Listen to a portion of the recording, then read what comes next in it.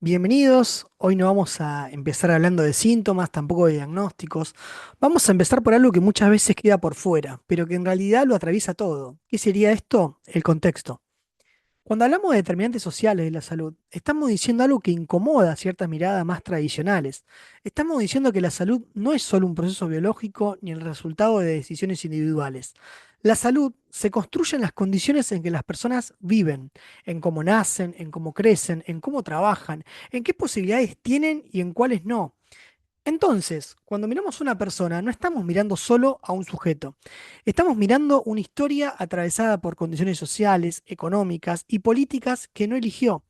Por eso me interesa pensar esta imagen como un mapa, porque la vida de las personas que acompañamos no ocurre en el vacío, ocurre en territorios concretos, con accesos habilitados y con barreras muy reales, con derechos garantizados o vulnerados. Y acá hay algo clave para nosotros como acompañantes terapéuticos. Nosotros no trabajamos en el consultorio, perdón. Trabajamos en la vida cotidiana. Y eso no es un dato menor, es una posición. Porque es justamente ahí, en lo cotidiano, donde los determinantes sociales operan con más fuerzas. Entonces la pregunta no puede ser solo ¿qué le pasa a esta persona? Esa es una parte. Pero si nos quedamos ahí, la intervención queda corta. La pregunta que tenemos que empezar a hacernos es, ¿en qué condiciones vive esta persona? ¿Qué posibilidades reales tiene? ¿Qué obstáculos estructurales está enfrentando todos los días? Porque si no leemos ese mapa, corremos un riesgo fuerte, empezar a intervenir sobre el síntoma sin entender de dónde viene. Y es ahí donde muchas prácticas, incluso bien intencionadas, terminan siendo superficiales o incluso injustas. La propuesta de hoy es empezar a correr la mirada, pasar de ver casos a leer contextos y desde ahí a construir intervenciones que no solo acompañen, sino que tengan sentido en la realidad concreta de las personas que acompañamos. Vamos por la segunda filmina. Para entender este enfoque hay que ubicar primero desde dónde venimos. Durante mucho tiempo en el campo de la salud estuvo muy marcado por lo que se conoce como el enfoque de factores de riesgos, una mirada centrada en lo biológico y en las conductas individuales. Entonces las preguntas eran bastante conocidas. ¿Fuma? ¿Hace actividad física? ¿Cómo se alimenta? Y ojo, esto no está mal en sí mismo. El problema es cuando esta mirada se vuelve la única, porque ahí empieza a pasar algo que es bastante problemático. El sujeto termina siendo responsabilizado por su estado de salud, como si sus elecciones fueran completamente libres, como si eligiera en igualdad de condiciones. Y sabemos que eso no es así. No es lo mismo hablar de alimentación saludable en alguien que tiene acceso a alimentos variados, tiempo para cocinar y estabilidad económica, que en alguien que vive con ingresos limitados, con jornadas laborales extensas o en contextos donde directamente no hay acceso a ciertos recursos. Entonces el problema no es la conducta en sí. El problema es pensar es pensar la conducta aislada del contexto. Ahí es donde el enfoque de determinantes sociales introduce un desplazamiento clave. No niega lo individual, pero lo ubica en una trama más amplia. Y la pregunta cambia. Ya no alcanza con preguntar qué hace esta persona. La pregunta pasa a ser en qué condiciones puede hacer lo que hace. Y esto para el rol del acompañante terapéutico es central, porque nosotros trabajamos justamente con hábitos, con rutinas, con lo cotidiano. Ahora bien, si analizamos esos hábitos como si fueran decisiones individuales puras, corremos el riesgo de caer en lecturas simplistas o incluso posturas que buscan culpabilizar. En cambio, si empezamos a leer como prácticas, a leerlos, perdón, como prácticas situadas, condicionadas por el contexto, la intervención cambia. Deja de ser una indicación abstracta y pasa a ser construcciones posibles. Por ejemplo, no es lo mismo decir tenés que alimentarte mejor que preguntarse qué acceso real tiene esa persona a los alimentos, cómo organiza su día, con qué recursos cuenta. Ahí fíjense cómo el acompañamiento deja de ser prescriptivo y empieza a ser realmente situado. Y este es el corrimiento que propone este enfoque. No es abandonar lo clínico, es justamente complejizarlo, es dejar de pensar en sujetos aislados para empezar a pensar sujetos en contexto. Paso a la tercer filmina.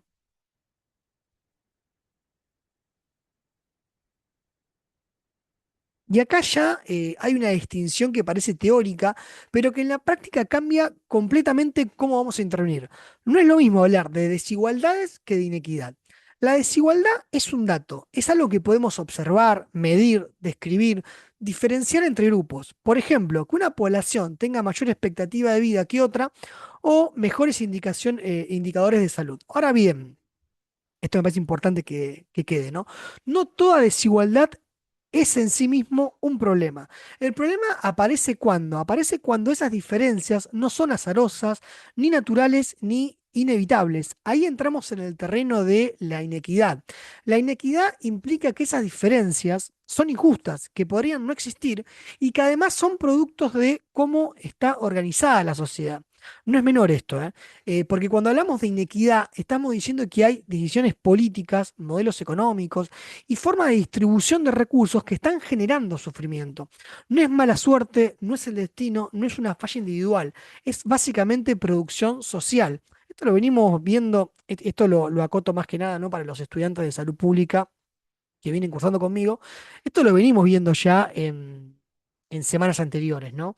Y acá, como dijimos mucho, la práctica del acompañamiento terapéutico deja de ser neutral, porque acompañar no es solo estar al lado del otro sujeto, acompañar también es poder leer lo que le pasa a esa persona. Es poder leer, perdón, que lo que le pasa a esa persona no es solo un problema individual, sino es la expresión de una injusticia estructural. Y esto tiene consecuencias muy concretas, porque si yo leo una situación como una dificultad individual, probablemente intervenga intentando modificar al sujeto, ¿no? Básicamente, si lo llevamos a lo que es el campo de la discapacidad, podríamos hablar de un paradigma rehabilitador en el cual la persona tiene que ser rehabilitada. Ahora bien, si empiezo a leer que hay una inequidad de fondo, la intervención cambia rotundamente. Empiezo a preguntarme qué barreras hay, qué derechos están siendo vulnerados, qué condiciones están operando, ¿no? Y sobre todo, dejo de culpabilizar a la persona. Porque hay algo que es importante decir con claridad y que lo entendamos, sobre todo los AT. No todo malestar es patológico y no todo sufrimiento es individual. Muchas veces lo que vemos en la clínica es el efecto de las condiciones de vida que son profundamente injustas. Entonces, esta distinción no es solo conceptual, es un posicionamiento básicamente. Y en este punto, y algo en este punto define que toda práctica, define qué tipo de práctica queremos construir, ¿no? ¿Bajo qué modelo queremos intervenir? ¿Queremos intervenir más bajo un modelo tutelar o más bajo un modelo, ¿no? de perspectiva de derecho? Y en este punto, como vengo diciendo y como siempre digo, me parece clave la transparencia intelectual de decir, bueno, yo intervengo de este modelo.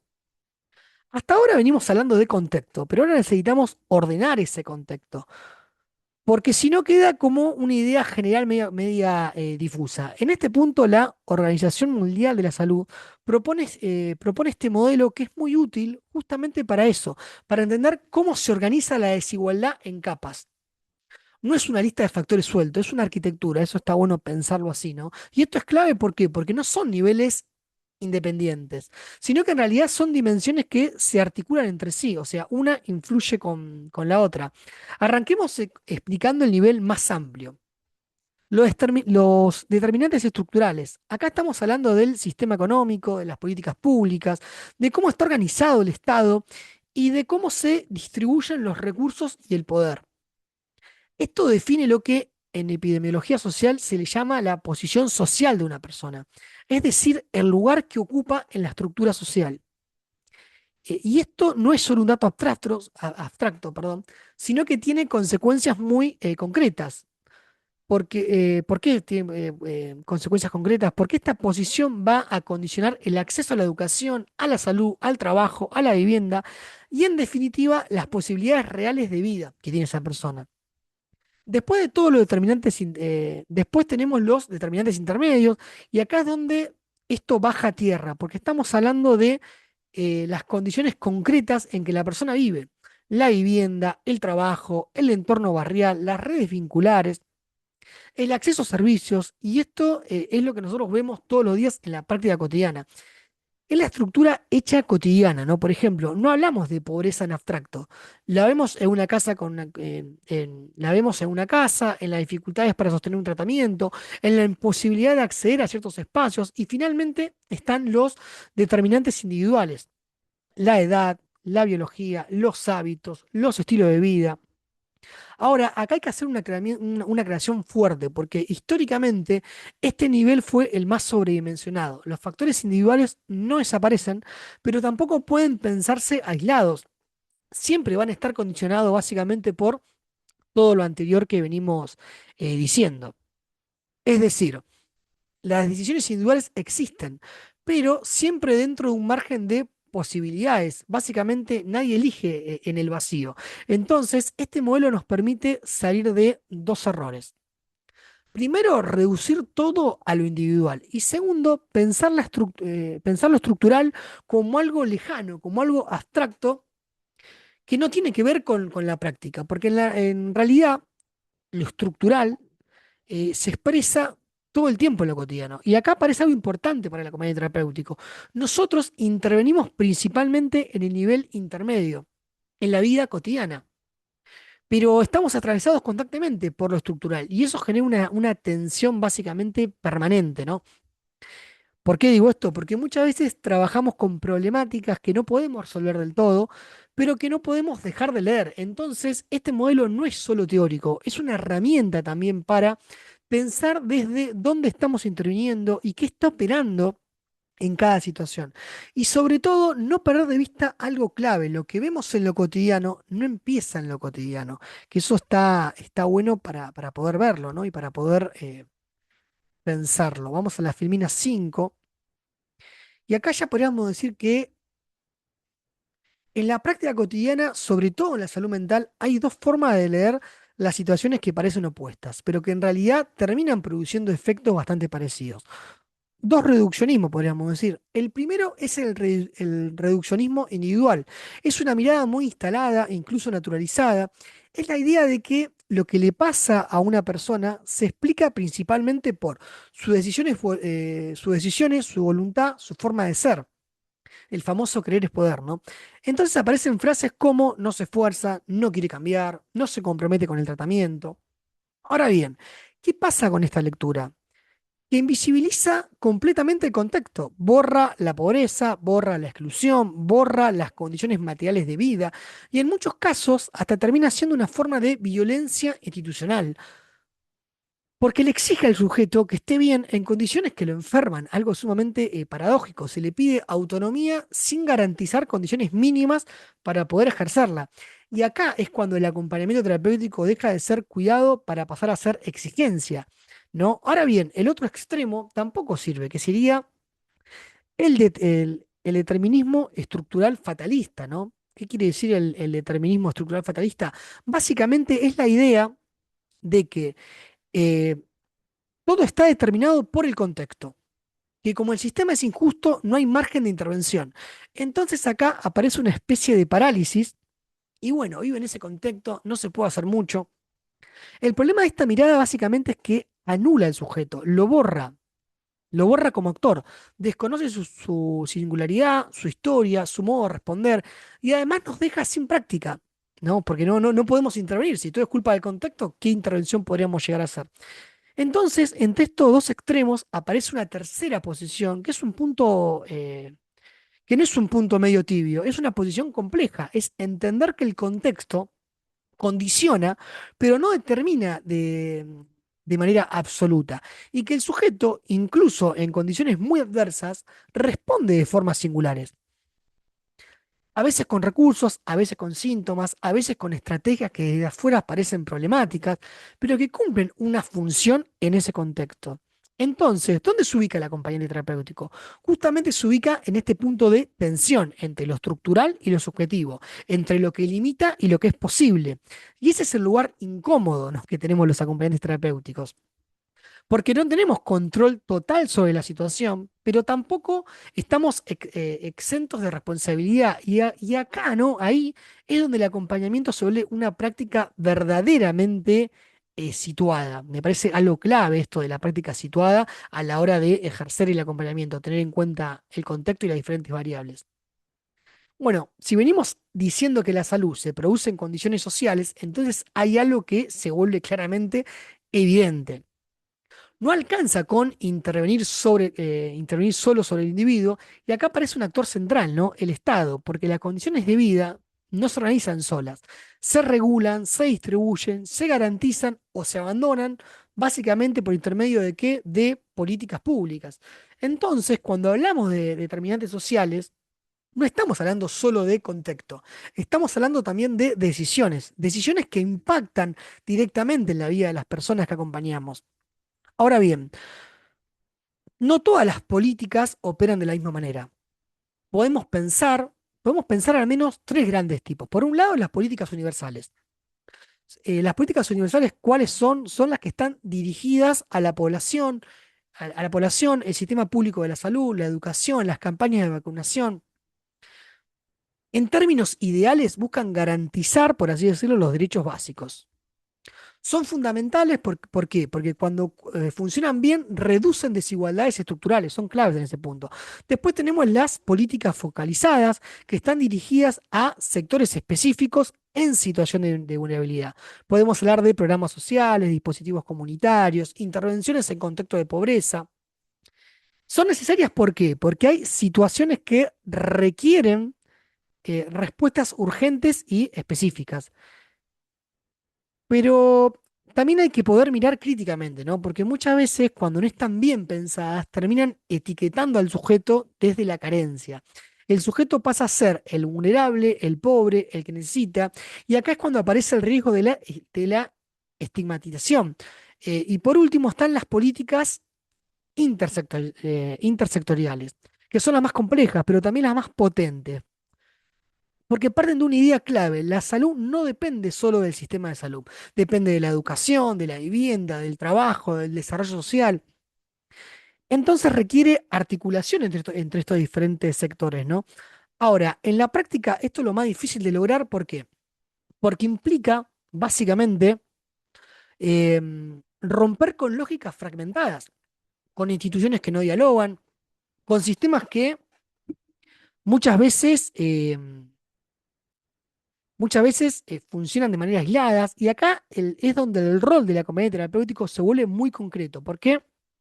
Porque nosotros estamos en el territorio, y eso nos pone en una posición muy particular. Muchas veces somos nosotros los que vemos de primera mano qué recurso falta, qué derecho no está siendo garantizado y qué institución no está llegando. Y también somos muchas veces los que empezamos a articular, ¿no? Los que golpean la puerta, los que intentan construir un puente entre el sujeto y el sistema. Entonces, básicamente, como ATES, conocer las políticas públicas no es un dato teórico, es una herramienta de intervención clave, porque en muchos casos acompañar también implica saber por dónde entra el sistema cuando el sistema no llega solo, ¿no? Básicamente. Acá vamos a empezar ya, ¿no? Esta imagen del puente roto es bastante gráfica, ¿no? Es bastante gráfica. Pido perdón, estaba con la enfermera. Eh, pero también bastante real. Porque si uno mira la normativa en salud mental, el planteo es muy claro. Pasar de modelos centrados en el encierro a modelos comunitarios basados en derechos, en inclusión y en autonomía, en términos teóricos normativos, el avance es enorme. Ahora bien, cuando se quiere bajar a la realidad, es cuando empiezan las tensiones, porque ese modelo convive con múltiples límites: falta de recursos, dispositivos que no alcanzan, desigualdades territoriales muy marcadas. Y también hay algo que no siempre se dice, pero que está: la resistencia institucional, o sea, la resistencia que presentan las mismas instituciones para no llevar a cabo este tipo de modelos. Formas de pensar la salud que siguen ancladas también, ¿no? En lógicas más tradicionales, más medicalizantes, más centradas en el control que en el acompañamiento. Entonces, lo que parece un sistema homogéneo, lo que aparece, perdón, no es un sistema homogéneo, sino que en realidad es completamente heterogéneo. Aparece una brecha entre lo que la ley plantea y lo que efectivamente sucede en la vida cotidiana de las personas. Y esa brecha, en ese espacio que queda entre el ideal y la realidad, es muchas veces donde trabajamos nosotros los AT. El acompañante terapéutico no trabaja en el modelo ideal, trabaja en el territorio real, y acá estamos en lo conflictivo, ¿no? En barrios donde los recursos no siempre están, en instituciones que no siempre articulan, en sistemas que muchas veces llegan tarde o llegan de manera fragmentada. Por eso no la idea del puente roto, por eso es que no hay, por eso, porque no es que no haya un marco normativo, sino que en realidad es muy complicado llevar ese marco normativo a la práctica concreta. Y entonces, bueno, el problema, como decía, es que ese marco no siempre se sostiene en la práctica, y entonces alguien tiene que habitar ese espacio intermedio, ¿no? Sostener procesos donde el sistema se corta, acompañar donde no hay continuidad y muchas veces hacer visible esa distancia, porque también hay algo importante en esto, ¿no? El AT no solo interviene, también evidencia, pone en escena las fallas del sistema, las dificultades reales de acceso, las desigualdades concretas. Y esto, algo que parece bastante romántico, pero es real, es algo que incomoda, pero también es parte de la práctica nuestra, no como te incomodar. Entonces, más que pensar que trabajamos dentro de un sistema ordenados, quizás no teníamos que asumir algo más honesto y pensar que muchas veces trabajamos en los bordes del sistema y desde ahí, ¿no? Intentamos sostener algo de ese sistema que promete, pero que no siempre garantiza. Vamos a la filmina que sigue y vamos a esto que básicamente en salud mental hay algo que necesitamos revisar con bastante profundidad, y es esta, ¿no? Es la idea todavía muy instalada de que el padecimiento es algo que ocurre exclusivamente adentro del sujeto, como si fuera un fenómeno aislado, ¿no? Desconectado de la vida. Ahora bien, ahora bien, cuando empezamos a mirar de la epistemología social, lo que aparece es otra cosa. La exclusión social no solo agrava el sufrimiento, lo produce, y esto es fuerte porque rompe con muchas lecturas tradicionales, cuando hablamos de exclusión, no estamos hablando de algo abstracto, estamos hablando de situaciones muy concretas. Aislamiento social, personas que quedan por fuera de redes vinculares, que no tienen con quién sostener lo cotidiano, discriminación, la marca constante, ¿no? De la mirada del otro que estigmatiza, que reproduce, que expulsa. Exclusión material, ¿no? Falta de acceso a trabajo, a educación, a condiciones mínimas de vida. Todo eso no es un contexto de fondo, es una producción directa de sufrimiento. Entonces acá aparece un síntoma, entonces, perdón, cuando aparece un síntoma, tenemos que poder hacer una lectura un poco más compleja, porque muchas veces ese síntoma no es solo un problema individual, es también una respuesta. Una forma, muchas veces la única disponible de responder, ¿no? A estas condiciones de vida que son muy difíciles de sostener. Y acá es donde hay un punto muy importante para no caer en simplificaciones. No se trata de romantizar el síntoma, esto que veíamos en filmes anteriores, ¿no? De no quiero que caigamos en extremos. Porque si lo leemos solo como algo interno, podemos perder de vista qué lo está generando. Y acá no, ahí es donde volvemos a intervenir sobre el efecto sin tocar las condiciones que lo producen. Entonces la pregunta clínica se amplía, ya no alcanza con entender qué le pasa a la persona. Necesitamos entender en qué contexto ese padecimiento cobra sentido, ¿no? ¿Qué está sosteniendo ese malestar? ¿Qué lugar ocupa ese síntoma en la vida de esa persona? Y esto para la T es algo central, porque nosotros estamos en lo cotidiano, donde estas situaciones se vuelven visibles, donde la exclusión no es un concepto, es una experiencia concreta, ¿no? Y desde acá es que el acompañamiento terapéutico cambia, deja de ser solo sostener un síntoma y empieza también a ser, ¿no? Una forma de intervenir, una forma de cambiar las condiciones en las cuales se producen estos sistemas de exclusión. Vamos a pasar a la filmina 10, la trampa de la medicalización. Y básicamente lo que ven en esta filmina es algo que pasa todo el tiempo, pero no siempre se nombra, ¿no? Es un circuito que se repite. Una persona en situación de vulnerabilidad empieza a presentar sufrimiento psíquico. Ahora bien, ese sufrimiento, como venimos viendo, no aparece en el vacío, aparece en un contexto de pobreza, de violencia, de exclusión, de faltas de redes, de condiciones de vida muy difíciles de sostener. Y el problema es qué pasa cuando ese sujeto entra al sistema de salud. Se encuentra con un sistema de salud muchas veces saturado, fragmentado, con poco tiempo para escuchar, para comprender, ¿no?, la complejidad de lo que está pasando. Y en ese contexto aparece una respuesta que es rápida, disponible y efectiva en el corto plazo, el psicofármaco.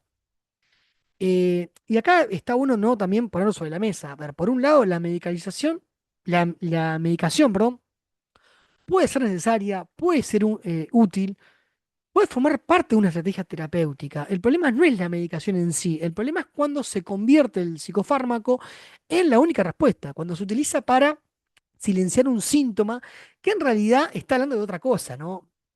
Porque acá es cuando empieza a pasar algo más profundo, acá es cuando el malestar se traduce eh, en términos individuales y el contexto desaparece por completo. La pobreza, la violencia, la exclusión dejan de formar parte de la cela clínica y el sufrimiento queda reducido básicamente a un cuadro que hay que estabilizar. Entonces el medicamento no solo actúa sobre el síntoma, también puede funcionar como un mecanismo de invisibilización, tapa la pregunta por el origen, básicamente. Esto va muy de la mano con el texto de Psicofármaco, la ilusión de no ser. Y si no hay una pregunta de origen, me parece muy importante esto, tampoco hay intervenciones sobre las condiciones que lo producen. Si nosotros como profesionales no nos hacemos esta pregunta de origen de qué estará originando este síntoma, no vamos a hacer intervención sobre el origen, sino básicamente sobre el síntoma. Porque el sujeto mejora parcialmente o se estabiliza, pero las condiciones de vida van a seguir siendo las mismas. Y esto está bueno pensarlo, ¿no? Entonces el malestar siempre va a volver. Acá es como cuando se pregunta, ¿no? Doctor, doctor, si la inflamación no se va, el dolor vuelve. Bueno, acá pasa lo mismo. Si las condiciones de vida no se trabajan, el malestar siempre va a volver.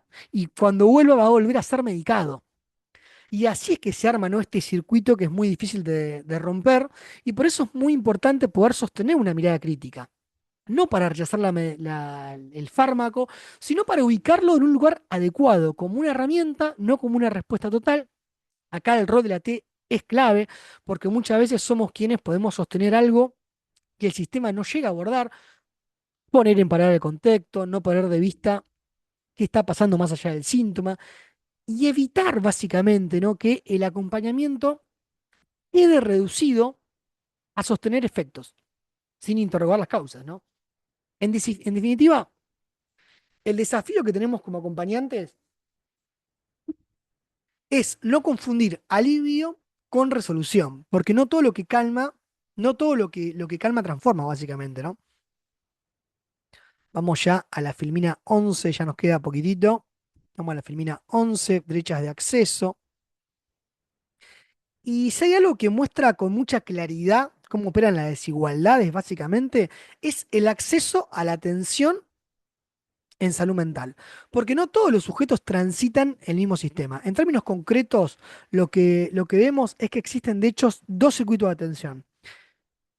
No están escritos así formalmente, pero en la práctica funcionan. Por un lado, un circuito que podríamos llamar privilegiado, donde hay continuidad en los tratamientos, equipos interdisciplinarios, tiempos para trabajar procesos, posibilidad de elegir, ¿no?, entre distintas estrategias terapéuticas.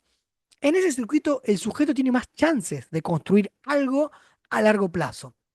Un proyecto de vida, cierta autonomía, cierta estabilidad. Ahora, en paralelo, existe otro circuito, un circuito más fragmentado, marcado por la urgencia, por las intervenciones discontinuas, por la falta de recursos, por la dificultad de sostener tratamientos en el tiempo, ¿no? Donde muchas veces no hay opciones, hay lo que hay, básicamente. Y ese circuito es el que transitan la mayoría de las personas en situación de vulnerabilidad. Entonces, la desigualdad no es solo tener más o menos acceso, es también qué tipo de atención se recibe. Y esto tiene consecuencias clínicas muy concretas, porque la discontinuidad no es un detalle administrativo. La discontinuidad produce efectos, interrumpe procesos, dificulta la construcción de vínculos terapéuticos. Y muchas veces, ¿no?, como acompañantes lo vemos a esto, termina cronificando el malestar. El sujeto entra y sale del sistema sin poder sostener un recorrido. Y en ese ir y venir, lo que aparece muchas veces como única respuesta sostenida es la institución o la dependencia del sistema. Entonces, cuando hablamos de determinantes sociales, esto es clave porque el tratamiento que recibe una persona también está socialmente determinado. No es solo lo que le pasa, sino que qué posibilidades tiene para ser acompañado, ¿no? Y acá el acompañante vuelve, nosotros como acompañante, volvemos a tener un lugar estratégico, porque muchas veces somos de los pocos profesionales que podemos sostener cierta continuidad en medio de esta fragmentación, ¿no? Em, lo que estamos, los AT somos lo que estamos cuando el sistema aparece de manera intermitente. Lo que intentamos dar cierta coherencia en recorridos que de otro modo no quedan totalmente desarticulados. Entonces, pensar en en estos dos circuitos no es solo describir una desigualdad, es entender que esa desigualdad también se juega dentro de un sistema de salud y que tiene efectos directos en la vida de las personas que acompañamos. Esto como acompañantes es clave. Vamos a la filmina 12. Y acá, después de todo lo que venimos hablando, aparece una pregunta bastante directa y es, ¿y nosotros, desde dónde entramos, ¿no? En todo esto? Nosotros como acompañantes, como profesionales. Porque si la salud está atravesada por determinantes sociales, por desigualdades, por políticas públicas, el rol de la T, nuestro rol, no puede pensarse como algo aislado, ¿no? Y acá hay algo que es clave. El AT tiene una posición estratégica. ¿Y por qué? Porque trabaja en la vida cotidiana y esto no es un dato menor, es el lugar donde todo esto que venimos hablando se vuelve concreto, donde las desigualdades dejan de ser conceptos y pasan a ser experiencias. Entonces, el rol de la T no es solo sostener al sujeto, es intervenir en esa trama, ¿no? Este video, estos conceptos que estamos viendo en este video, lo pueden ampliar tranquilamente con el video de red de apoyo social que también está en este canal y se los voy a subir a la plataforma. ¿Por qué? ¿Por qué? Porque la T interviene en esa trama y para ordenarlo podemos pensar al menos cuatro ejes de trabajo, ¿no? Primero, la lectura territorial. El AT ve cosas que el consultorio no ve. Ve cómo vive la persona, en qué condiciones, con qué recursos, con qué barreras. Ve lo que muchas veces no aparece en la historia clínica. Y esta lectura, este diagnóstico situacional, ¿no? Podríamos llamarlo, es fundamental porque permite entender realmente la situación. Segundo está la articulación de redes. Muchas veces trabajamos con personas que están aisladas o con redes muy debilitadas. Entonces, parte del acompañamiento de nuestro trabajo va a ser justamente tejer redes, conectar con instituciones, con espacios comunitarios, con otros actores. Bueno, en fin, no es solo estar con el usuario, sino que en realidad es ampliar su mundo.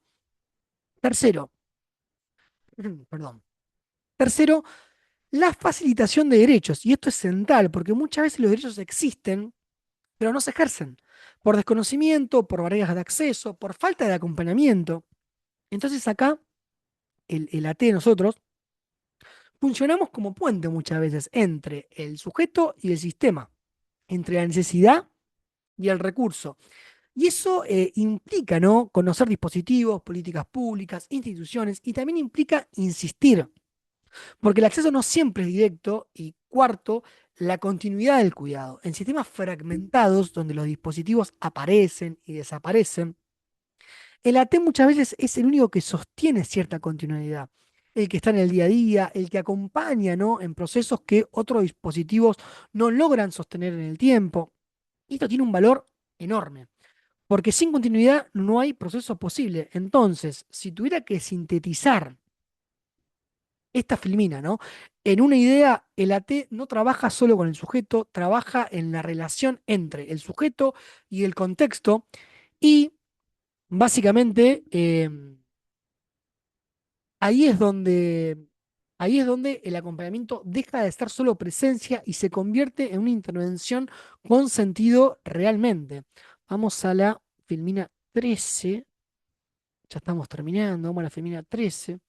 Y hasta acá venimos trabajando mucho en términos conceptuales, Pero si esto no baja a la práctica, ¿no? Queda en un buen discurso y no quiero que pase eso. Entonces, la pregunta de esta filmina podría ser, ¿cómo se traduce todo esto cuando estamos acompañando? Lo que les propongo en esta filmina es una herramienta sencilla pero útil, creo yo, y es una matriz para ordenar la intervención, porque no como un protocolo rígido, sino como una guía para pensar nuestra praxis cotidiana, ¿no? El primer punto es el análisis de las condiciones. Antes de intervenir, necesitamos entender cómo vive esa persona, cómo es su vivienda, hay haciamiento, hay condiciones mínimas, cuál es su historia, viene de trayectoria de exclusión, viene de instituciones, de rupturas vinculares, porque si no entendemos esto primero, corremos el riesgo de intervenir ciegas prácticamente.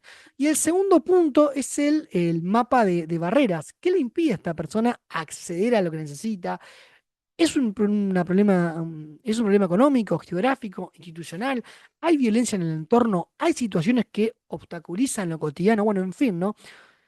Muchas veces se dice que, que la persona no se irá al tratamiento, pero no se tienen en cuenta todas estas variables. Acá muchas veces podríamos hablar de si hacemos una mala lectura, se habla de falta de compromiso. Por eso es que hay que mapear, ¿no?, estos obstáculos. Nadie se sostiene solo. El tercer punto, perdón, es la cartografía de redes, básicamente. Nadie se sostiene solo. Entonces, ¿quiénes están?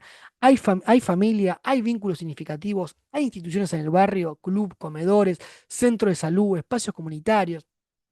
A veces las redes están, pero están debilitadas, ¿no? Entonces, como AT, hay que empezar a construir algo nuevo o hay que empoderarlas.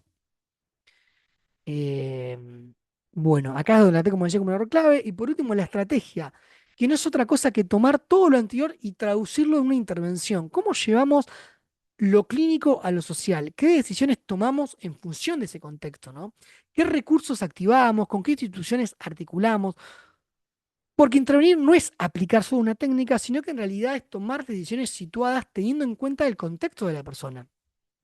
Entonces acá esta matriz sirve para algo concreto, evitar intervenciones descontextualizadas, evitar respuestas automáticas y empezar a construir prácticas que tengan sentido real en la vida de las personas. Si tuviera que resumirlo en una frase, podría decir que no se trata de hacer más cosas, sino de intervenir mejor ubicados. Esto me parece así como una frase clave. Vamos a la 14. Y hay algo que me interesa dejar bien en claro antes de cerrar, y es el riesgo de intervenir sin leer el contexto, que lo venimos viendo en filmes anteriores, pero parece algo muy clave, porque no todo va lo mismo. Cuando el acompañamiento terapéutico se reduce a una intervención puramente individual, pasan cosas y no son menores. Primero se descontextualiza el sufrimiento, situaciones de precariedad, de exclusión, de vulneración de derechos empiezan a leerse como si fueran problemas internos del sujeto, como si fueran cuadros clínicos aislados. Y acá es cuando hay un corrimiento peligroso, ¿no? Porque lo social desaparece y todo lo que queda, y todo queda alojado en el individuo. Entonces, como segunda parte, aparece la culpabilización. Cuando no se consideran las condiciones reales de vida, el sujeto termina siendo responsabilizado por no mejorar. No adhiere, no se compromete, no cambia. Pero no se está viendo que muchas veces, en realidad lo que pasa es que no puede, es que no tiene cómo, ¿no? Y acá es cuando el discurso clínico empieza a transformarse en un discurso de exigencia, y eso, lejos de ayudar, básicamente, profundiza el malestar. Y tercero, quizás el más complejo, la práctica puede terminar reproduciendo lógicas de opresión sin intención, incluso hasta con buenas intenciones, pero cuando el objetivo pasa a hacer que el sujeto se adapte sin cuestionar las condiciones en las que vive, el acompañamiento acá básicamente deja de ser una herramienta de autonomía para pasar a ser una herramienta de normalización. Pasamos de ser una profesión que fomenta la autonomía para ser una profesión más tutelar, de ajuste. Y ahora vamos a la última filmina, la 15. Ya con esto damos un cierre. Y para cerrar, no, me parece interesante que nos quedemos con esta idea, que nos quedemos con una idea que no es solo técnica, es una posición. Cuando decimos que las igualdades sociales, ¿no?, producen inequidades en salud, estamos diciendo algo más. Estamos diciendo que la práctica en la salud no es neutral, nunca es neutral. Cada vez que intervenimos estamos tomando una posición, aunque no lo digamos, aunque no lo pensemos. Cuando entramos en una casa, en un domicilio, cuando caminamos en un barrio, cuando acompañamos a una persona, estamos leyendo esa realidad de una determinada manera y en función de esa lectura intervenimos. Entonces acá, a modo de cierre, me gustaría decir que hay dos posibilidades. O intervenimos de una manera que sin quererlo termine reproduciendo las lógicas de desigualdad existentes, o intervenimos construyendo prácticas que al menos en parte, ¿no? puedan cuestionarlas y transformarlas. Y esto no implica tener respuesta para todo, sino que en realidad em, perdón, no implica tener una respuesta para todo ni poder resolver, ¿no? Todas las condiciones estructurales que nos exceden, pero sí implica algo más básico y más profundo, que creo que como acompañantes es clave, no naturalizar, no mirar para otro lado, no reducir algo que es social en algo individual, ¿no? Y a modo de cierre me gustaría decir algo que voy a dejar de compartir pantalla. Me gustaría decir algo que siempre digo, el acompañamiento terapéutico básicamente no es para tibios.